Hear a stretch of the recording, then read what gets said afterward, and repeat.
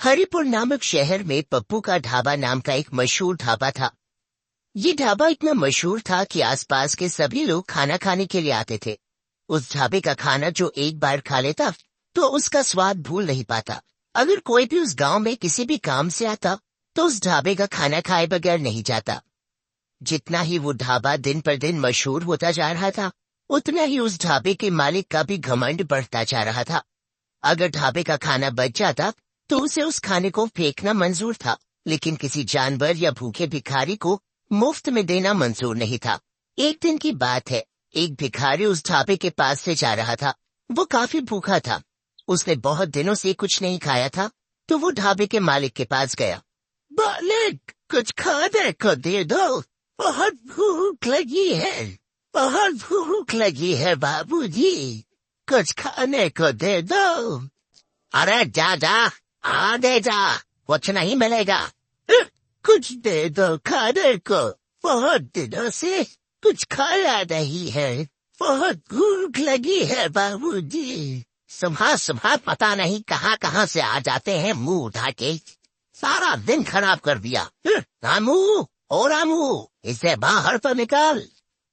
रामू भिखारी को ढाबे से धक्के मार मार कर निकाल देता है, पर मालिक को भिखारी के ऊपर जरा भी दया नहीं आती और भिखारी भूख के मारे बेहोश हो जाता है। मालिक, ये तो बेहोश हो गया था, तो मैं क्या करूं? इसे तू दुकान के सामने से हटा, राहत के आने का टाइम हो रहा है। ये मालिक, मालिक, मालिक, लगता है ये मर गया।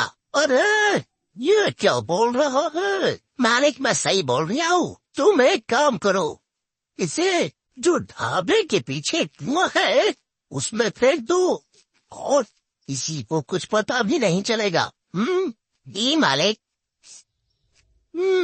रामू, किसी को कुछ पता तो नहीं चला? किसी ने देखा तो नहीं? नहीं मालिक, आज का तो दिन ही खराब गया, और कोई ज्यादा ग्राहक भी नहीं आए। कल सभी टाइम पर आ जाना, मैं ही तो तुम्हारे पैसे काट लूंगा। जी मालिक। मालिक अपने सभी नौकरों को छुट्टी देकर वो भी अपने घर चला जाता है। मालिक को रास्ते में ऐसा लगता है जैसे कोई उसके पीछे पीछे चल रहा है। तभी मालिक रुक जाता है और पीछे देखने लगता है, पर वहाँ कोई नहीं होता। अरे मेरा वहम होगा, और वो चलने लगता है। तभी उसे अचानक कोई जोर से थप्पड़ मारता है। वो अपने चारों ओर देखता है, पर कोई नहीं था। वो जल्दी जल्दी चलने लगता है और अपने घर पहुंच जाता है। अरे भाग्यवान, जल्दी से खाना लगा दो, बड़े जोरों की भूख लगी है। जी अभी लाई। जैसे ही पत्नी खाना लेकर आती है, तभी भिखारी भूत उसकी पत्नी को जोर से फटका देता है, जिसके कारण पत्नी के हाथ से सारा खाना गिर जाता है। अरे भाग्यवान, ये क्या किया? सारा खाना गिरा दिया। जी पता नहीं कैसे गिर गया, मुझे ऐसा लगा जैसे किसी ने मुझे धक्का दिया हो। आज का तो सारा दिन ही खराब गया। अगली सुबह मालिक अपने ढाबे पर काउंटर पर बैठा होता है। तभी एक ग्राहक आता है और कुर्सी पर बैठ जाता है और खाने का ऑर्डर देता है। रामू, जल्दी से खाना लेकर आओ। ये कैसा खाना है, इतना तीखा? क्या हुआ, खाना अच्छा नहीं है? ये कैसा खाना है? रामू, ओ रामू, आज तुमने ये कैसा खाना बनाया है? मालिक, पता नहीं कैसे हो गया, खाना तो अच्छा ही बनाया था। आज भी मालिक की कोई कमाई नहीं हुई थी और सारा खाना ऐसे ही वेस्ट हो जाता है। ये देखकर भिखारी बहुत खुश होता है। अगले दिन मालिक अपने नौकर से कहता है, आज ऐसा खाना बनाना कि लोग उंगलियां चाटते रह जाएं। और सभी नौकर और रामू खाना बनाने में लग गए। खाना बनकर तैयार हो जाता है। खाने की खुशबू तो अच्छी आ रही है। तभी ढाबे पर एक ग्राहक आता है। रामू, जल्दी से खाना लो भाई, वाह वाह वाह वाह, खाने की खुशबू तो अच्छी आ रही है। ग्राहक जैसे ही खाना खाने के लिए बैठता है, तभी उसकी थाली से अचानक रोटी गायब हो जाती है। अरे रोटी कहाँ गई? अभी तो थी। वो डर जाता है। वो रामू को आवाज लगाता है, रामू, रामू। जी साहब, क्या हो गया साहब? अरे रामू, मेरी रोटी गायब हो गई। अरे ऐसे कैसे हो सकता है साहब, आपका वहम होगा। ये सारा करा धरा भूतिया भिखारी का था। वही सब ग्राहकों को परेशान और डरा रहा था। ग्राहक डर के मारे भाग जाता है। ढाबे के मालिक को समझ नहीं आ रहा था कि आखिर चक्कर क्या है। ऐसा रोज का काम हो गया और दिन पर दिन ढाबे के मालिक की कमाई कम होने लगी। एक दिन की बात है, शहर से कुछ लोग गांव की तरफ जा रहे थे। उन्हें पप्पू का ढाबा दिखाई दिया। उन्होंने उस ढाबे का नाम काफी सुन रखा था, तो वो ढाबे पर खाना खाने के लिए रुक गए और वो खाने का ऑर्डर करते हैं। रामू खाना लेकर आता है तो वो खाना खाने बैठते हैं तो उनकी शाही पनीर की सब्जी चिकन की सब्जी में बदल जाती है, जिसे देख वो घबरा जाता है। वो जैसे ही पीने के लिए पानी का ग्लास उठाते हैं तो भूतिया भिखारी सारा पानी उनके सिर पर डाल देता है और वो जोर जोर से चिल्लाने लगता है, भूत, भूत, भूत, अरे इस ढाबे पर तो भूत है। और वो वहाँ से भाग जाता है। देखते ही देखते ढाबे पर रोज अजीबोगरीब घटनाएं होने लगी। लोग उस ढाबे को अब भूतिया ढाबे के नाम से जानने लगे। एक दिन रात को ढाबे का मालिक जब ढाबे के गले से पैसे निकालने के लिए गला खोलता है तो वो देखता है कि इसमें तो एक भी पैसा नहीं है और पैसे की जगह मालिक को उस भिखारी का सर दिखाई देता है। अरे ये तो वही भिखारी का सर है जिसे मैंने कुएं में फेंकवा दिया था। फिर ये इधर आया तो आया कैसे? मालिक की आवाज सुनकर ढाबे के सारे लोग मालिक के पास एकत्रित हो जाते हैं। क्या हुआ भाई साहब, आप इतना घबराए हुए जो है? ये देखो हमारे गले में भूत है। यहाँ उस भिखारी की खोपड़ी रखी है और उधर से पैसे गायब है। ये सुन सारे लोग बहुत घबरा जाते हैं। अरे भाई साहब ऐसा कैसे हो सकता है? जाओ तुम एक बार गल्ला खोल के देख लो, तुम्हें वहाँ एक खोपड़ी मिलेगी। वो एक भूत है, भूत।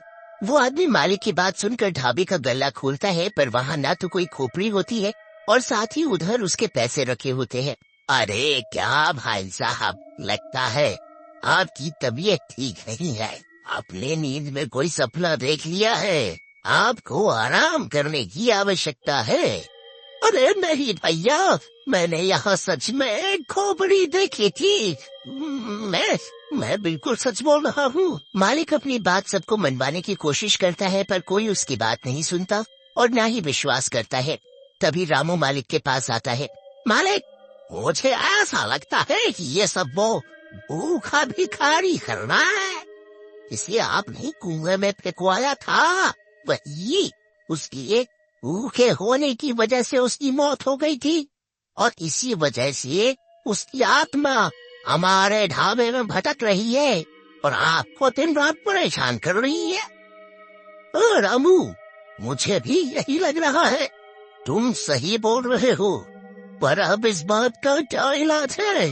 तुम मुझे ये बताओ।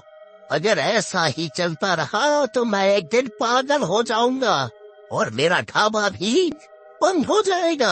आप चिंता ना करिए मालिक, मैं एक बाबा को जानता हूँ। मैं आपको उनके पास लेकर चलूंगा। उनके पास हमारी परेशानी का कोई न कोई हल जरूर होगा। ऐसा मेरा उनके ऊपर विश्वास है। मैंने उनका काफी नाम भी सुना है। वो सबकी परेशानी दूर कर देते हैं अपनी पूजा पाठ से। रामू और उसका मालिक अगले ही दिन बाबा के पास जाते हैं। वो बाबा को उधर जाकर सारी बात सच सच बताते हैं। ये तुमने क्या किया? तुमने एक भूखे भिखारी की जान ले ली। उसकी आत्मा भूख की वजह से ही तुम्हारे ढाबे में भटक रही है और तुम्हें परेशान कर रही है। बाबा जी, हमारी मदद करो, हमसे गलती हो गई, हम कभी नहीं करेंगे आगे से ऐसा। हमें माफ कर दो, माफ कर दो बाबा। बाबा अपनी शक्ति से उस भिखारी की आत्मा को बुलाता है। मुझे किसी ने परेशान किया तो मैं सबको मार डालूंगा। मुझे माफ कर दो, मुझे माफ कर दो, मुझसे गलती हो गई। मैं आगे से कभी किसी भी भिखारी को भूखा नहीं जाने दूंगा, नहीं जाने दूंगा। मुझे माफ कर दो। बाबा अपने लोटे से गंगा जल छिड़क कर उस भिखारी को मुक्त कर देते हैं और मालिक से हमेशा गरीबों को खाना खिलाने को बोलते हैं।